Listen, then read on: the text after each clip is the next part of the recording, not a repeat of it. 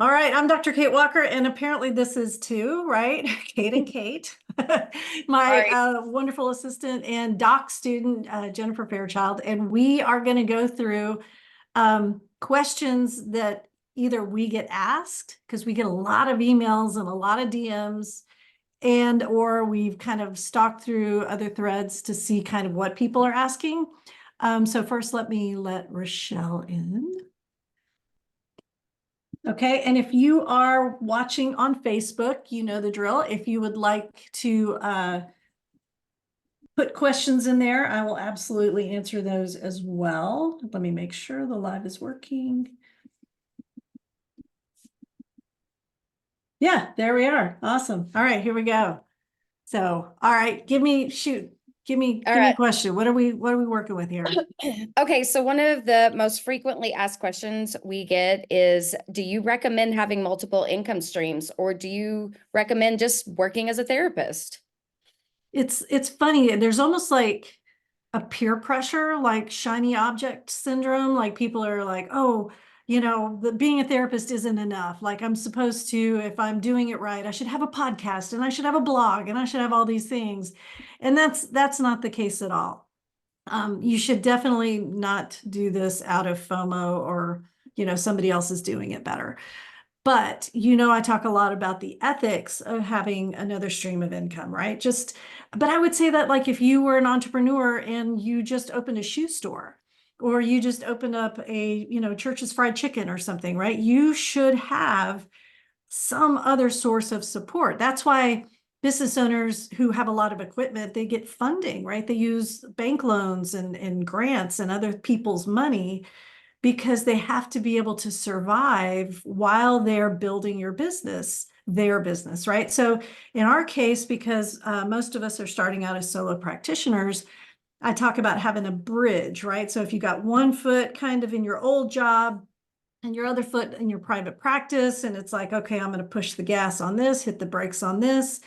And we've actually got a training coming up on that soon because it's hard to know, like, okay, should I quit my job and open up more days counseling? Or, how do you know what to do more of? But long and short, I think that even as you become established, you should have another source of income, even if it's a supportive partner. You really do need to have something where you're not looking at every session like a dollar sign. Like, oh, I hope Joe shows up today or else I won't be able to make my car payment or something like that.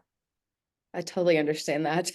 Well, that's a good segue into another question we get asked a lot because, a lot of people they're get out of completing their associate hours and they're still working at an IOP, or they're working at a hospital, or they're working at a community facility, and they don't know, should I open a private practice, to generate more income? And then how do I do that? I don't Mhm. even know how to do that. Right. And I think, again, kind of going back to that, kind of we glorify private practice. Like people don't really know what it takes to really operate a business.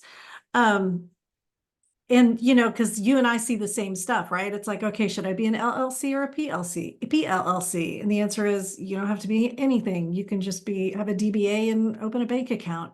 But if you're going to choose one or the other, you have to be a PLLC in Texas. Then some people, then they move right into, okay, who's going to manage my social media? The answer is nobody because you don't need it, right? So, um, I think that's part of the should I, because the rule says you can, like the rule changed, LPC associates, you can start your own practice. You can own your own practice.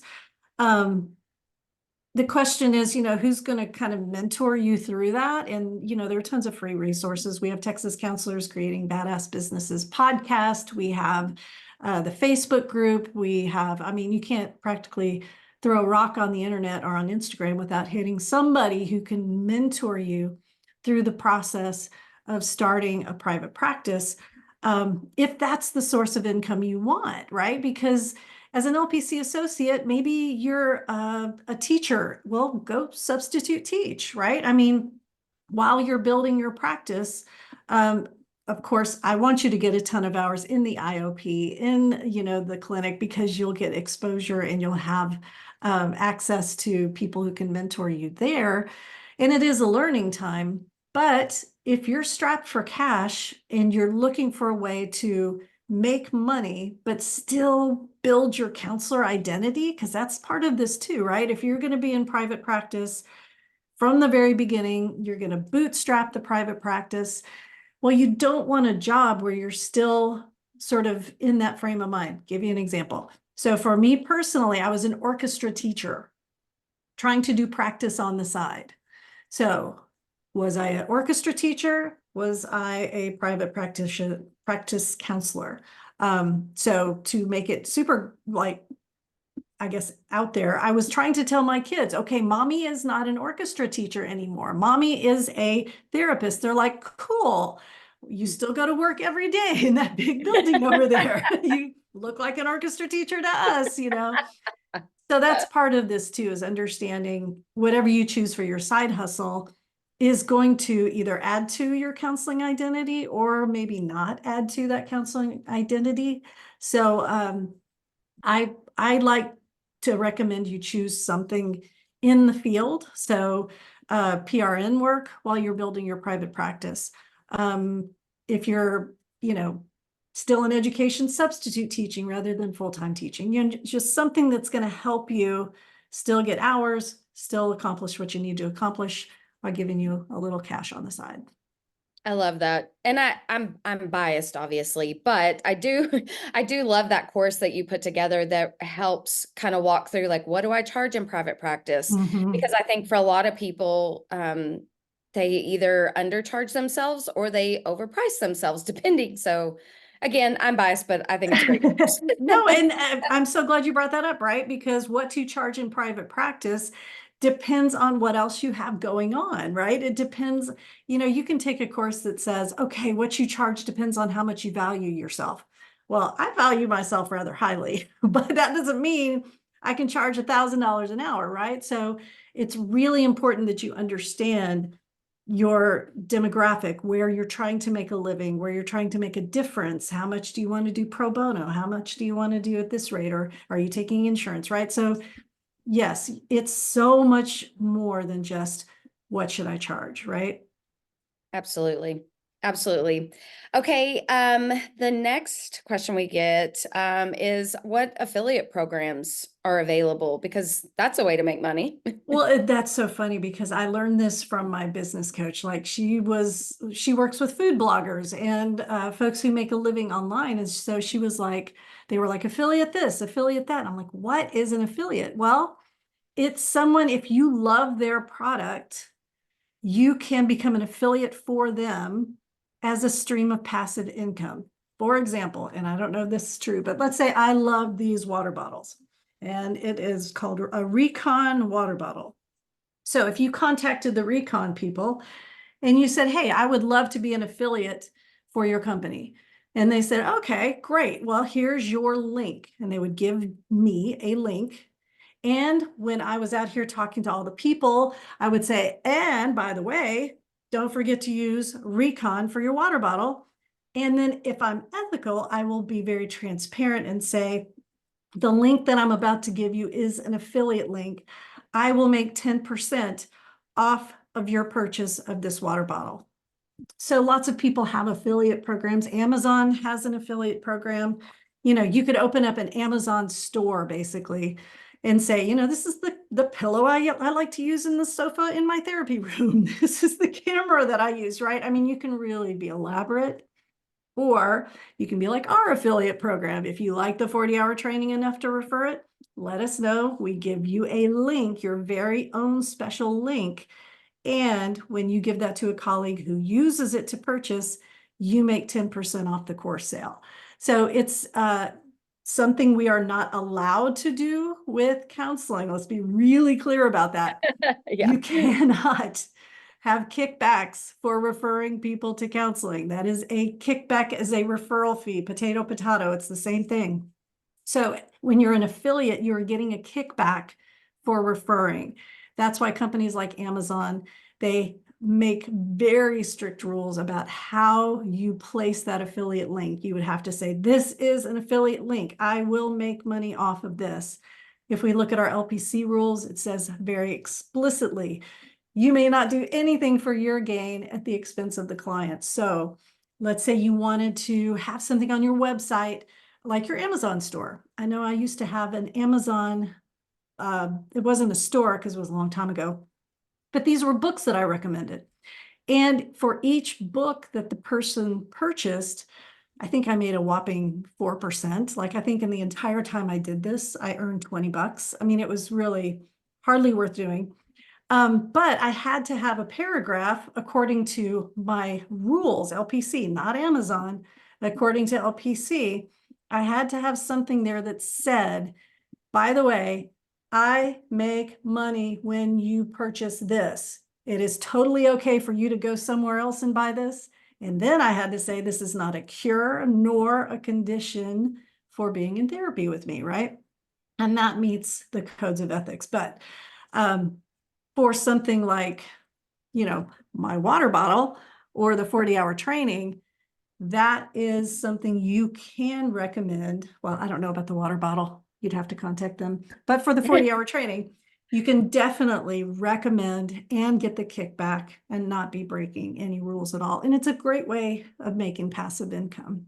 I love it. We actually have people that will request the link, and I do monitor those. And I think it's really cool to, just because you love the course, be able to get, 10% back, and it can add up. So you can make your money back. Like, you can literally make every dime back that you spent on the course. Yes. Yeah, I'm always like, heck yeah, you can have the link. And it's funny to hear about the Amazon thing. I briefly did that for like a year too, and it's so hard to make money off the Amazon one. So hard. Do not recommend. No, I don't know. So, and the last question. So, wait, hold on. We got something online. Tiffany's asking, do you have any resources or suggestions for working with our associates that are struggling with confidence as a new therapist? That is such a good question. Because Imposter syndrome. yeah, and Tiffany, it's developmentally appropriate because, right, level 1 supervisees, they're lacking confidence. They're still trying to ride the wave of their 4.0 from their masters, and they're realizing, oh crap, this is not my skill set yet, right? They're shifting their identity maybe from a previous career. So, you know what, off the top of my head, the only thing that comes to mind is like Jeffrey Kotler's on becoming a therapist.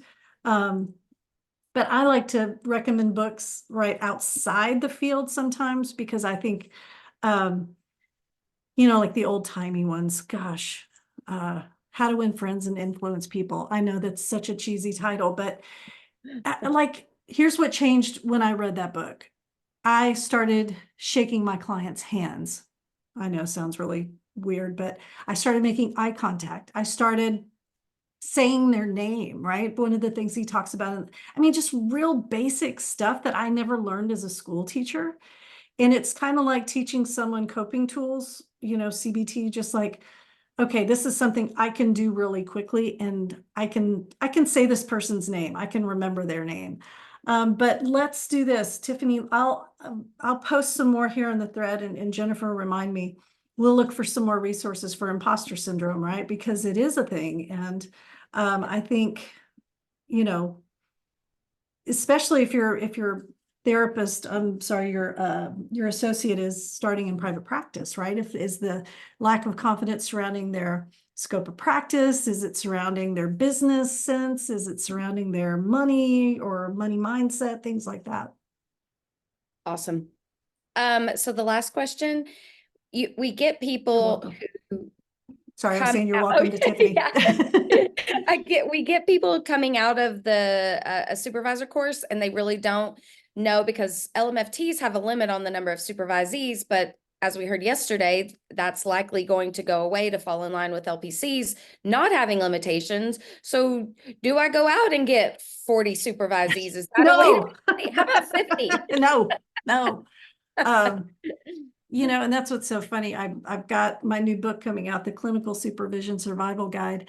And, and this may address the question in our chat as well, because, that lack of confidence we're developmentally developing two as supervisors, right? Level 1 supervisor, level 2 supervisor, level 3 supervisor.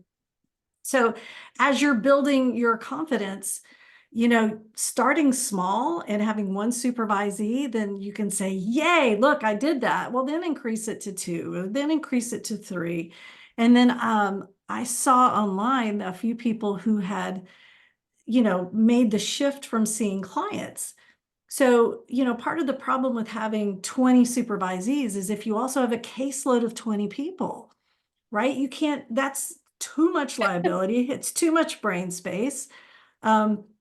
So as a source of income or an additional source of income, it's not the greatest. So what I've been seeing as far as best practices are supervisors who scale down their caseload, and then they can have 20 supervisees and do a fabulous job with those supervisees and enjoy supervising.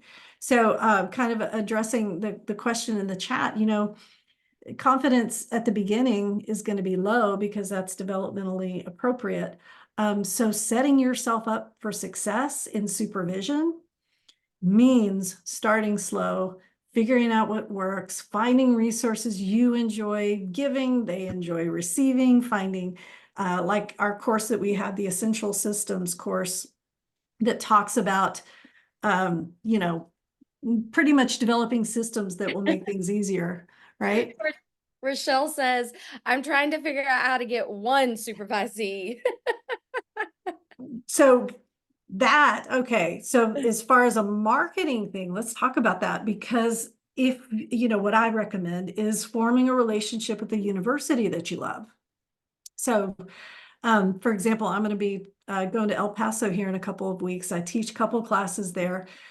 Before that, I spent a lot of time with Sam Houston State University, loved both programs, trusted both programs. And when I reached out, I would offer to give them presentations. I would offer to give them resources. I would offer their Chi Sigma Iota chapters, to teach a course on here's how to find a great supervisor, or 10 interview questions that you can ask your supervisor, just some sort of a resource that you can start developing the relationship with that university that you trust, and then they can send people your way. I love that idea. I mean, if you think about it, my cohort is putting on a conference next month, and we're looking for licensed people to come give presentations. I There mean, you that's go. literally what you're talking about. And Yeah. we're literally in the process of looking for people to give presentations. And, And and I go to a D1 art research one tier 1 institution. So it's a good university. yeah. And I want to, give props to the graduate coordinators. Sometimes people get thrown into those positions and they're like looking for a list, like just give me the list of people, right? So they will be so grateful. Oh, when a student or an associate asks about experience with supervision and I have none yet, well, But you do. you do. You could. Have you ever worked anywhere, right? If you've worked anywhere, if you have ever been in a position where you have managed other people, or if you've ever been in a position where you have mentored other people, you have skills, and, a great 40-hour training. I think you're one of our graduates, right? Yes, she is. I know, I recognize her name. 100%. Yeah. So email me so I can give you the affiliate link. There you go. But and truly, Rochelle, it's just a matter of sitting there, like if you're helping somebody with their resume and you're like, okay, sure, maybe you don't have this much job experience, but look at all this other experience that you have that is managing other people, that is evaluating other people, that is forming and maintaining relationships and managing conflict and all of those things. If you sit down and identify all the areas where you as a person have developed those skills, you probably come up with a great list. Maybe it needs to be a training. Should do that. All right, let me look online. Any other questions? See, she was a restaurant manager. Oh my gosh. There you go. Absolutely. Yes. Okay, that's your homework. I want you to sit down and write down every skill that you employed as a restaurant manager in 1994, which by the way was not that long ago. No, I love this. Thank you. I've been off camera because I'm in my pajamas, but I just Oh wanted to no, say thank that's you good. because I got my designation for my dual licensure in November when I was time for renewal. So I've been sort of marketing myself like with St. Ed's, where I'm an alumni of St. Ed's, and I'm gonna reach out to Texas State, and because I'm in South Austin. So, Mhm. I've been kind of like I'm in your directory and, these types of things. I went to a mixer at St. Ed's last week. I'm going to go to a mixer, Good. another MFT mix, an AAMF, Austin AMFT mixer next week, Mhm. or next month. But anyway, it's just a little awkward because I was at the mixer and there's all these like extremely experienced, like I've been a supervisor for years and I have 6 associates right now and I'm sitting right next to them. I'm like, I don't have any right now. And I can't lie. I'm not a good liar. So it's not, and Well, it's a little, I think I need to craft an elevator speech that sounds a little more confident. so yes, and so one of the things we get in our heads about is we think we know what's important to students or potential Right. supervisees, right? And so my whole thing would be like, if you're, oh gosh, this is going to be, I can't even come up with a good metaphor. Students, it's okay, like our clients, potential clients want you to be available today, Right. right? We think it's Right. our fancy website or we think it's this or it's that, right? Students are looking for someone who's available and who has a specialty, believe it or not. Like if you were going to Mhm. mentor people in private practice or you're going to mentor people who work with eating disorders or whatever, that's what students are looking for, right? You're available and you can meet their need for their scope of practice. So I think the experience is a nice two. And people, correct me if I'm wrong, but this is kind of what I think you and I have learned, Jennifer, is, students are just really looking for somebody who can work with them. I wish I had that list of, anyway, I'll try to find the list of things that students look for in a supervisor. Oh, And I would maybe love I'll, that. Yeah. yeah, I And think just go ahead. Sorry. no, you go. This is just kind of an aside, but since I'm the only basically attendee here, I just wanted yeah. to say like something that I noticed that was a little, so I actually I've been a therapist fully licensed as an MFT since 2016. So I came into the supervision a little later, I didn't like go right to it. So I do have like over a decade of experience as a therapist. And I feel Yes. like that does help me. And I also had a previous career, 10 years working in IT and tech support. And then before that, 10 years in food service. And so I feel like, as an older person, previous careers, I do have some things that maybe somebody else isn't bringing to the table. Yep, for sure. Focus on substance use, and I do acne detox. And so I have a little bit of a different skill. So I'm very holistic. I'm about to start a yoga teacher training program. And Awesome.